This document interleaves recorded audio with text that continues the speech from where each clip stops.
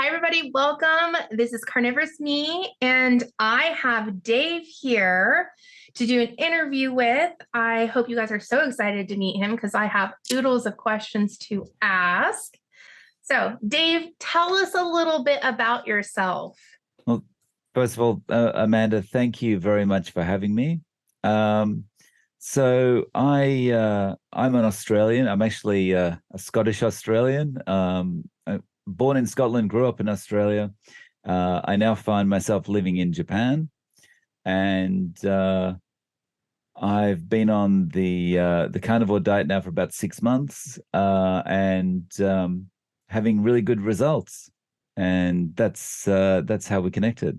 With the carnivore diet, what was your impetus to start? Like, what got you, one, introduced to it, and two, why did you finally jump into it? I have been I've been kind of a little bit overweight, uncomfortably overweight for the majority of my adult life. And over the last year and a half to 2 years, that has accelerated.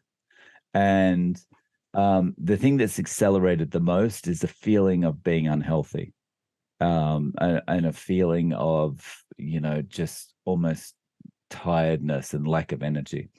And I know why that was. It's because the eating increased, the junk food increased, and the alcohol consumption increased a lot. And Mhm. early June, I went to see my doctor, and we were talking about some other things, but general health came up, and he told me I was probably pre-diabetic. And he Mm. also said, we've got to do something about this alcohol, you know, because it was too easy everyday drinking. So um, I just decided from then I was going to go. I knew low carb from doing Atkins back in 2000.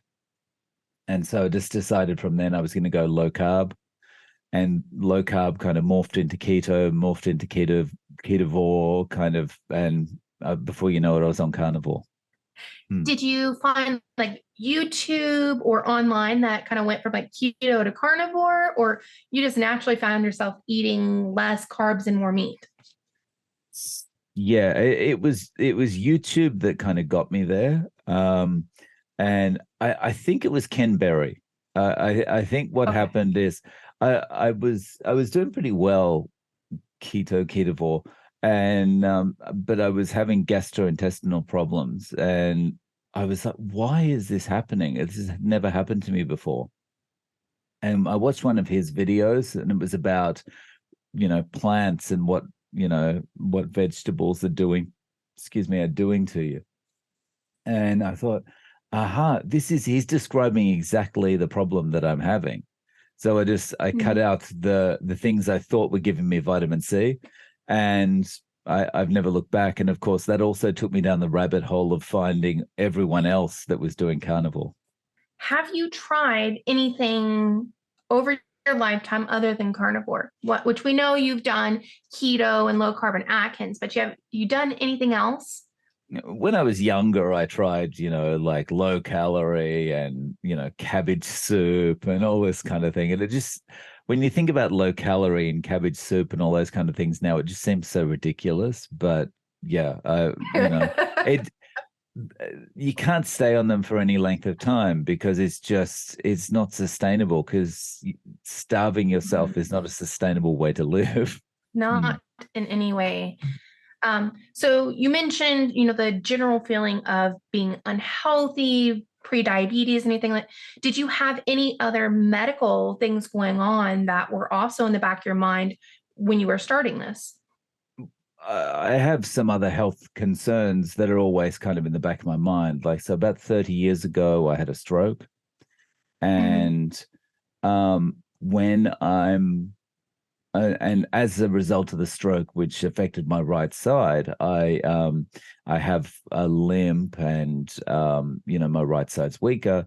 So when I'm not healthy, and especially when I'm tired, my right side gets affected more. The limp becomes more pronounced, and just I've got a general weakness there. And so I also wanted to see if I could help with improvements there. And so that was another Okay. thing that kind of pushed me towards low carb keto and eventually carnivore. Okay. You Mm. must have been pretty young in your 20s when you had that. Yeah, no, younger than that. I was 17. Oh, So yeah, because you said, okay, yeah, yeah, yeah.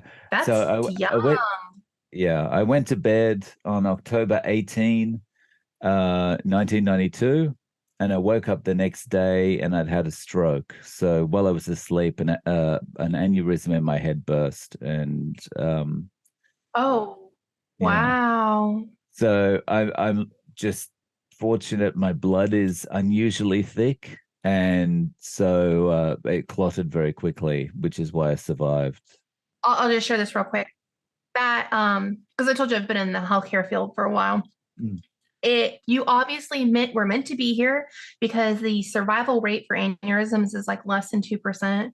And I actually had a really, really good friend about 7 years ago. She has a speech therapist actually. She had an aneurysm and she ended up dying.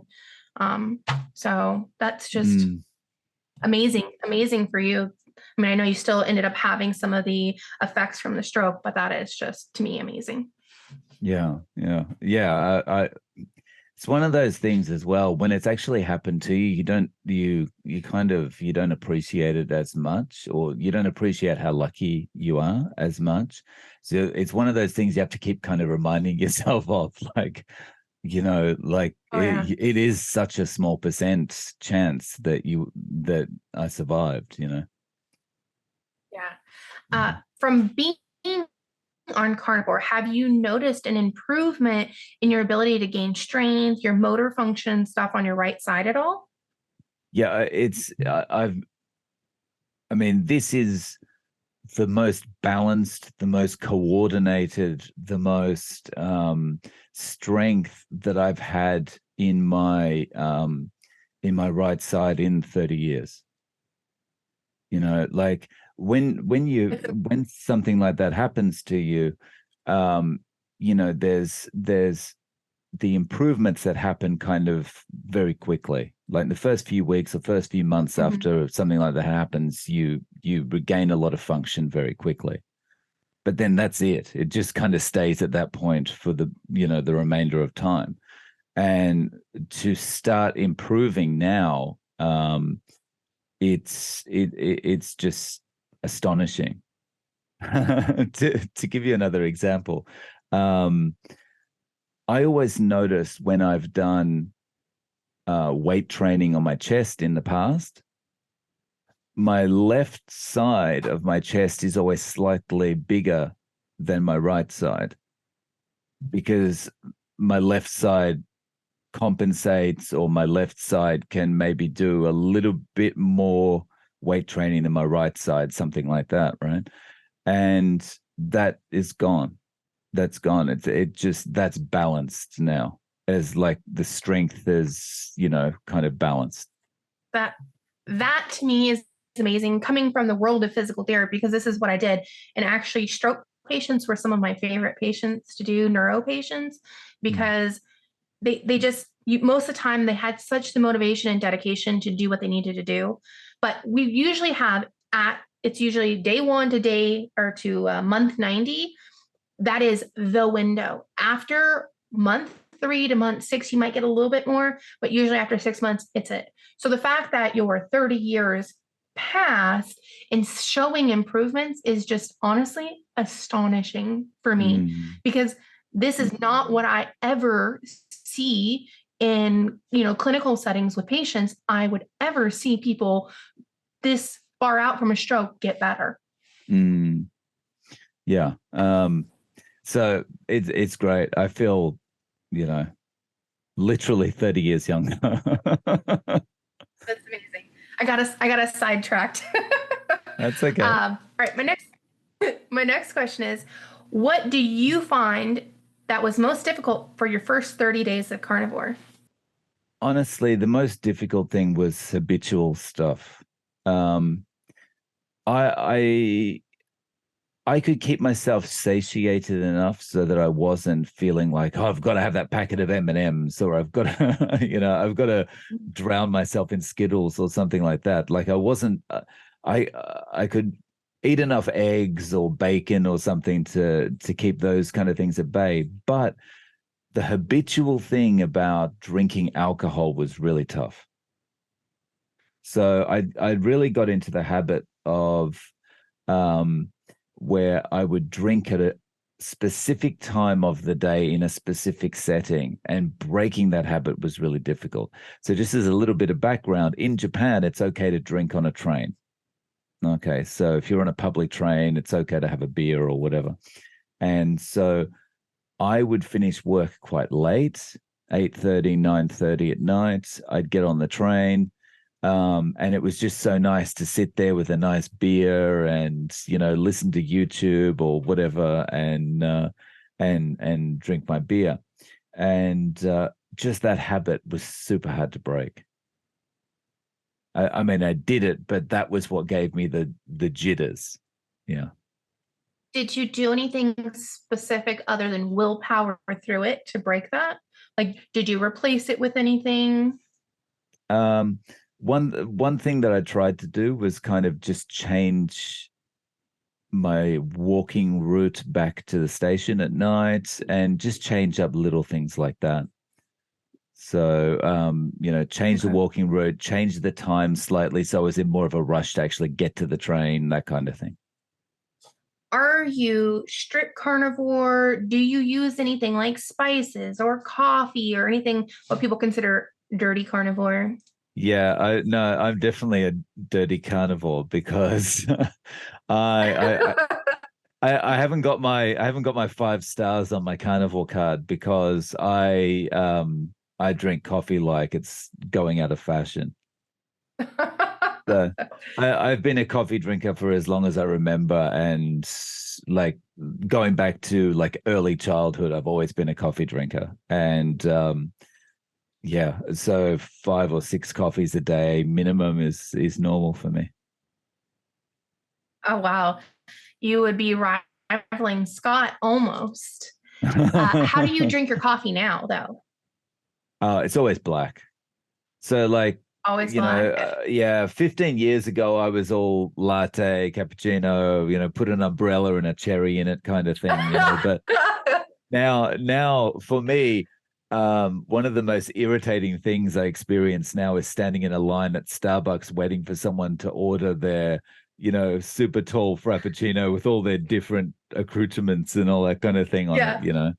No, I don't want the blue umbrella in that. I want the red one, all that kind of thing. So it's like, I just order coffee. Um, So yeah. I I cannot drink black coffee. I had been doing just heavy cream, no sugar, no artificial anything, but I think I've gotten to the point where I need to try cutting dairy out.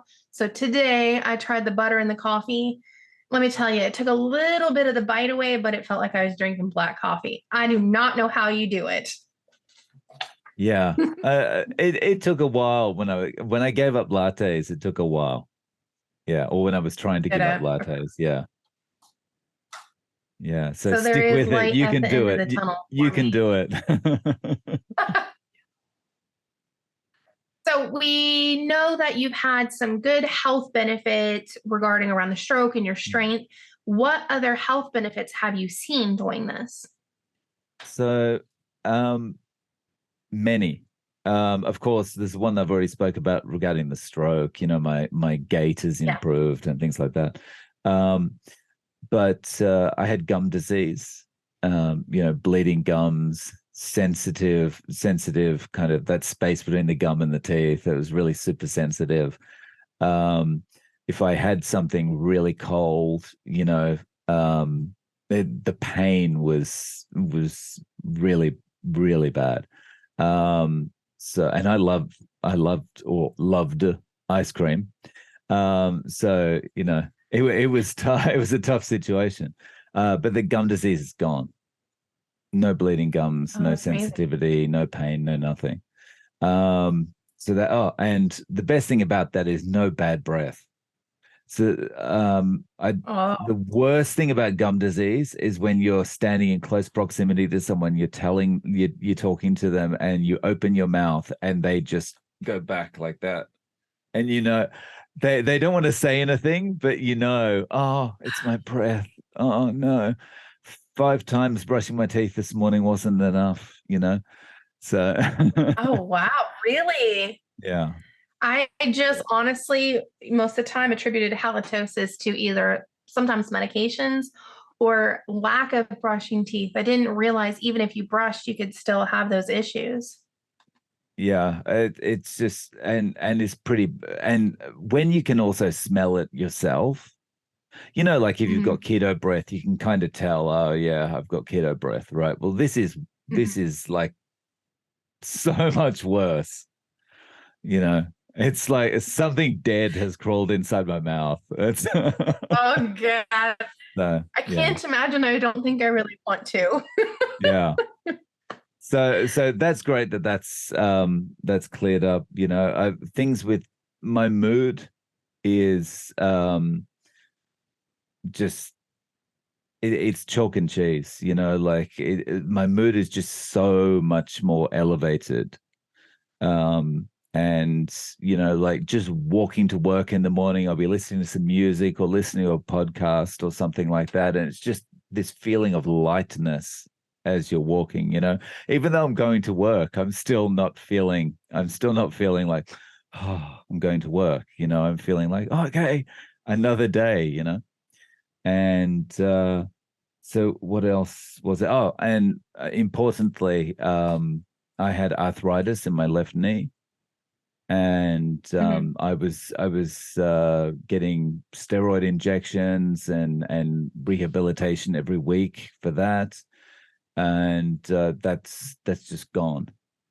Like it's just not there anymore. It's awesome.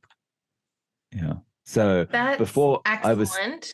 mm, I was struggling to walk before, and now, and of course, with my right side, weaker, and then with my left knee, so painful. It was like I looked terrible. I looked like, 40 years older than I actually am. And now I can run across the street or just be like uh I was 20, 30 years ago. Something that you may have not realized either is because they rarely talk about this, but not only did carnivore help with that, but down the road too, because the problem with steroid injections is they actually break the tendons down. I don't know about in Japan, but in the US, they actually have a limit on how many they can do because it can actually cause, if the tendon snaps, the muscle just detaches from the bone and either it can or can't be reattached. But, anyways, so by not having to have those, not only do you save your tendon, so you never have to go through that, but then also of having the stroke, it would have made it just detrimental if you'd lost the use of your left leg because of your Mhm. knee. So that I always look at things through the scope of medicine. I don't know why, but I find this stuff just fascinating and just crazy amazing. Yeah.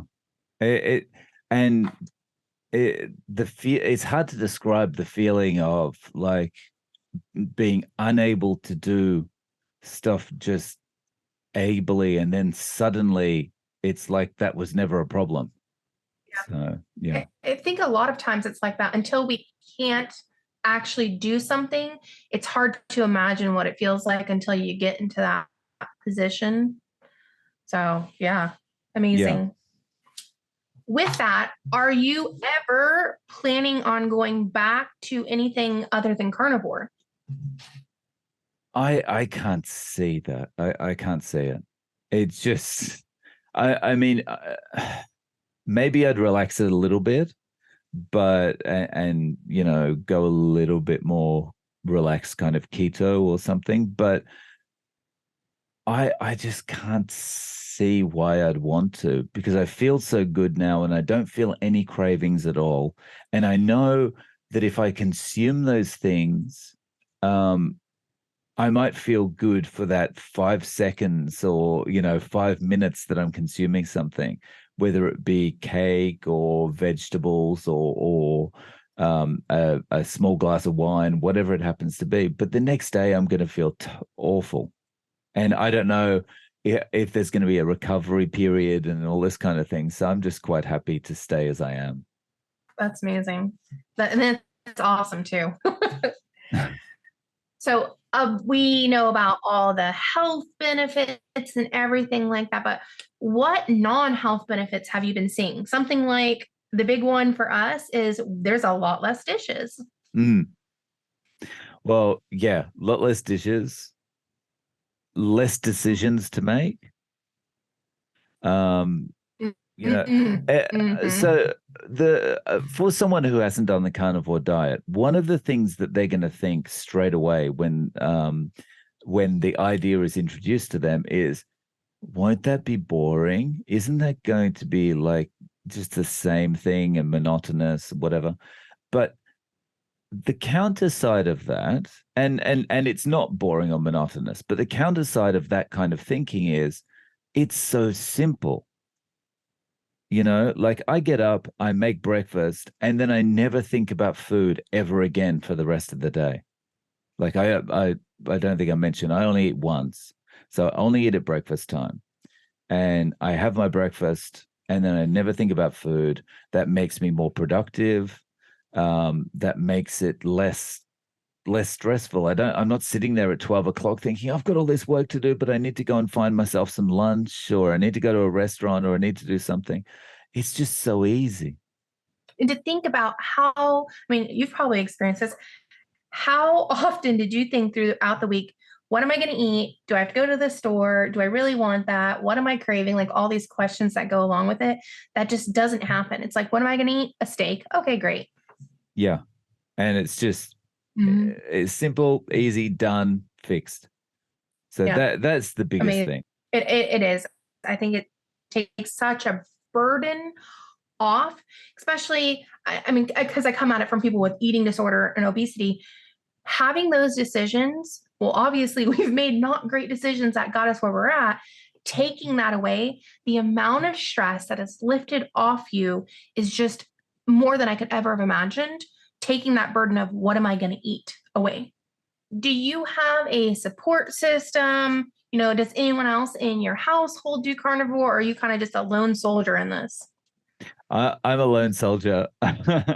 So my wife and my daughter are very supportive of me. They don't want to do it for whatever reasons they have, but they are very supportive because they can see the results, you know. Mm-hmm. And that's, I'm looking better, I'm looking healthier, I'm acting healthier. Um, so yeah, they're very supportive. And the nice thing is it's become very normalized for my daughter. Right. So before my daughter would be eating something and she'd be like, here, have this. And I have to kind of feel like, oh, I want to partake in it because I want to do this with her and all this kind of thing at the outset of the diet. But I was like, oh, I can't.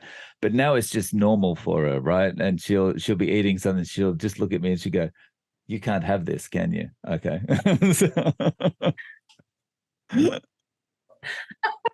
So it's like she's about to That's, offer it, and then she realizes you can't have this, and so she'll just continue eating it herself. have you had anybody, family, friends that have been kind of a detractor from it, trying to persuade you not to do it? I haven't. Like I've. There's some people that I've told about it that kind of go, "Oh no, no, you need this, you need this, you need this," Um, and but they're not saying don't do this. They're just kind of they're just kind of saying what everyone gets indoctrinated with their whole lives. Okay. Yeah. Oh, Mm, yeah. It can be rough at times. I found for myself, it was just better to keep my mouth shut. My family is very mm, supportive, but anybody outside, do they really need to know? Because I found the key is just saying I'm doing low carb, and they just let that go, and you can just breeze on about your day without any issues. Yeah, I think like 20 years ago, if you said you were doing low carb, then people would have reacted the same way they do now when you say you're doing carnivore. So I reckon things move faster these days. I reckon we've got another 5 or 10 years before people just go, "Oh yeah, carnivore. I've heard of that. Oh, that's normal. That's another kind of mainstream way of Yeah. eating." If you could, do you think that you would convert your wife and daughter to carnivore or encourage them to do it? Or you're just like, you know what, they're going to do what they're going to do at this point? I kind of yeah, they're gonna. I just think of it. They're gonna do what they're gonna do. I'll support them as well if they whatever they want to do. For my daughter, she's so young. Like if I was going to encourage her to to do that, it would make her stand up like a sore thumb at school, Mm. and I don't want to do that to her. You know, and How old is your daughter, if you don't mind me asking? she's 6 years old. Oh yeah, she's a tiny baby still. Yeah, so she's only in first grade. So Okay. um, and my wife, she's a nurse, and a nurse doing carnivore in Japan would also just stand out like a sore thumb. What? You're not eating rice? You know. How, yeah, yeah, I could definitely see that because it's not anywhere mainstream, and I feel for those who are in the medical community that do it and get kind of just beaten up for it. I was going to say the thing about Japan, and which is probably a bit of a contrast to America, Australia, places like that, is that while carnivore would be seen as quite strange, meat consumption isn't demonized here. Like there's very few people running around saying, "Stop eating meat, stop doing this, stop doing that," right? Like meat is very much a thing that people see as it's important to have in your diet. And Mhm. as a result, like uh, I've known some colleagues and I've had some friends stay here that are vegan, and they really struggle.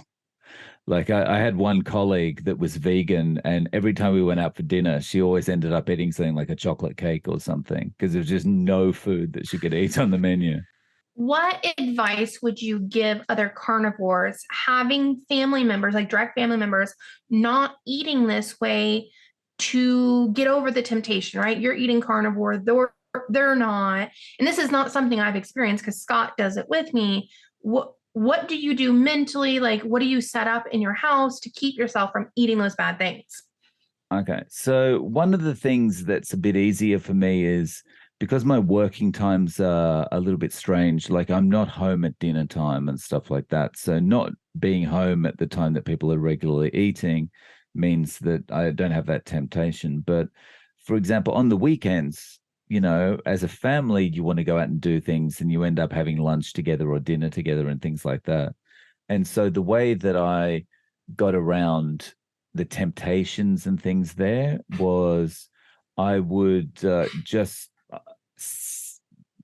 obviously I'm sitting with them. I would just have no alcohol beer, and I would just sit there drinking excuse me, my no alcohol beer as if it was just a regular timeout and I wasn't all that hungry. And you can get some beers here that are no alcohol, no calorie. And, they're obviously terrible chemicals in there that are probably not good for my body I was because gonna say, what are they made out of? yeah, Air? the taste is coming from somewhere, right? Like you don't get something that tastes like beer that's 0 calorie and zero alcohol for with nothing else in it. So it's probably bad for me, but it's not bad in a breaking carnivore kind of way. So, you know, that's how I've handled it. I think things like that are magnificent ways if you know what your triggers are and you Mm. found a way around them. There are the strict carnivores that would naysay it, but if it's that one thing that keeps you on this path, who's to say not to do it? Mm. So I think that's a brilliant way if that's what Yeah.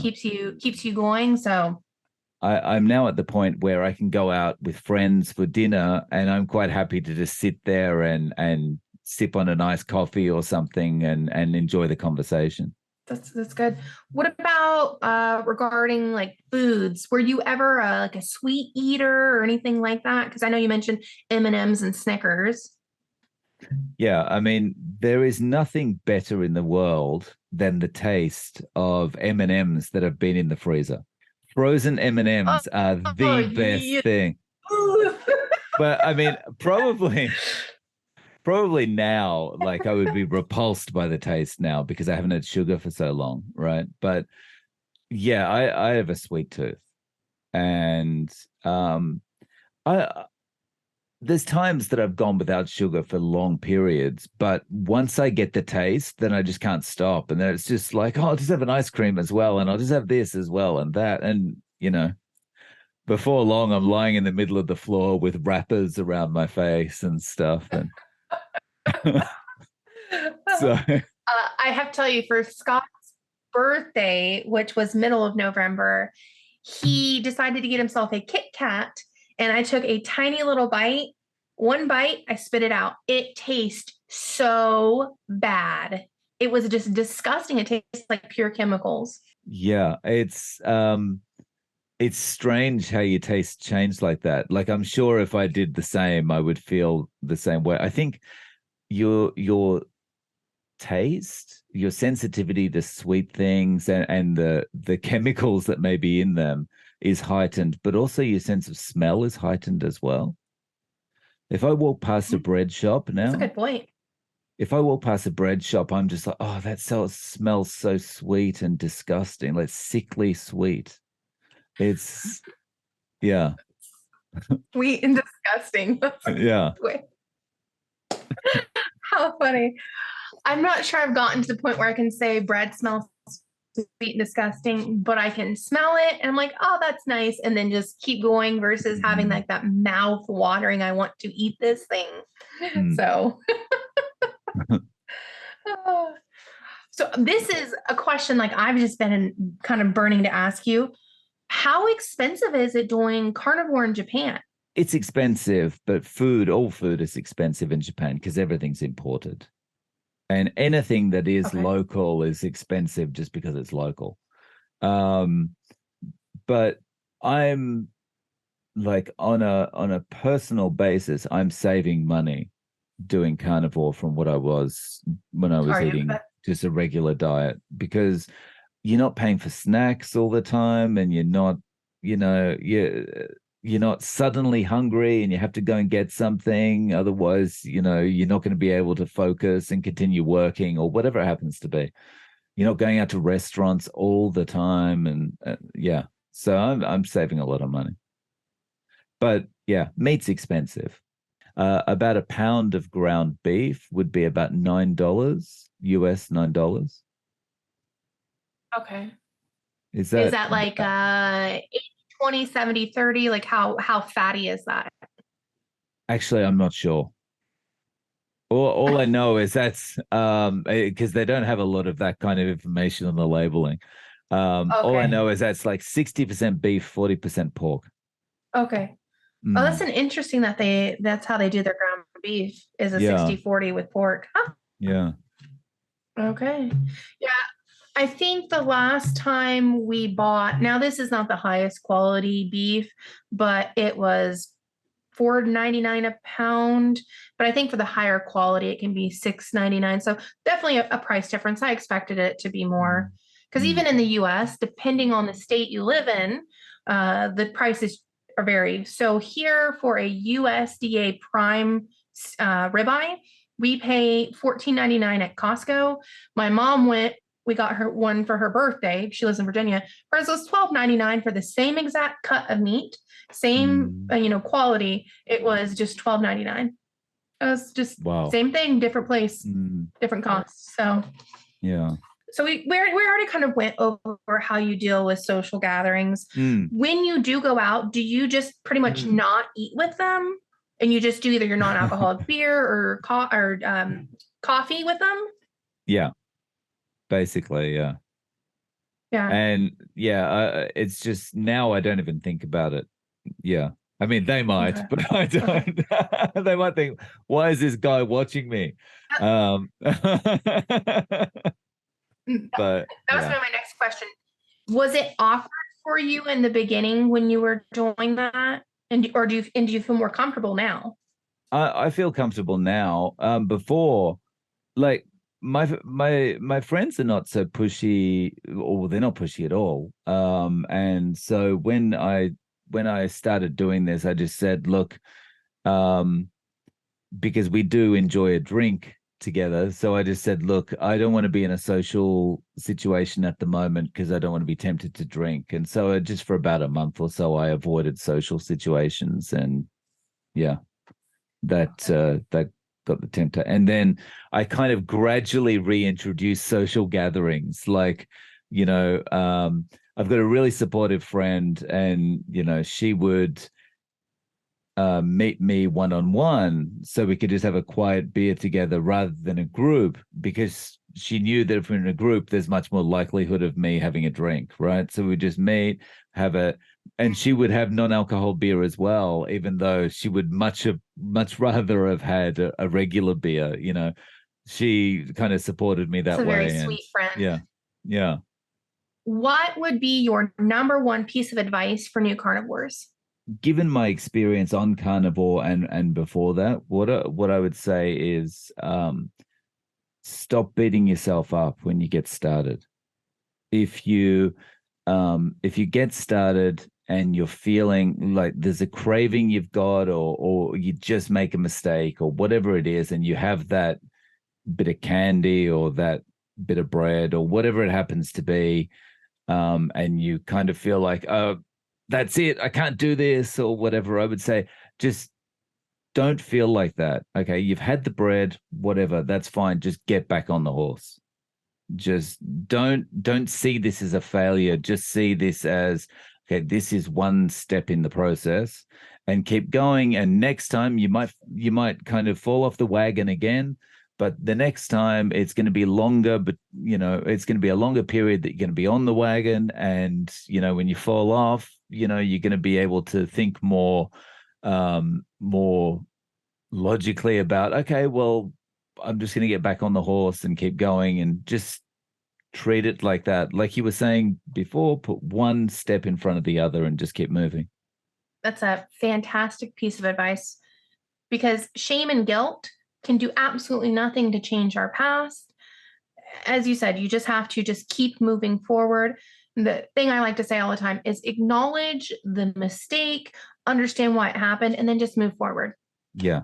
Just going to say, I've been there so many times, like you have that little detour, that little deviation, fall off the wagon, and you think, okay, it's all hopeless. Okay, M&Ms, chocolate, candy, the whole bit, 5 beers, and yeah. All right. Dave, it was lovely talking to you today. Can you tell everybody what the best way they can find you is? Sure. So the easiest way to find me, you can go to YouTube, just type in at zero carb, and my channel No Carb Life will come up, or visit zerocarb.diet, and that will redirect you through to my YouTube channel as well. Thank you very much, Amanda. I Oh, really appreciate that. beautiful. Thank you. It was wonderful talking to you today, Dave. Cheers. Bye.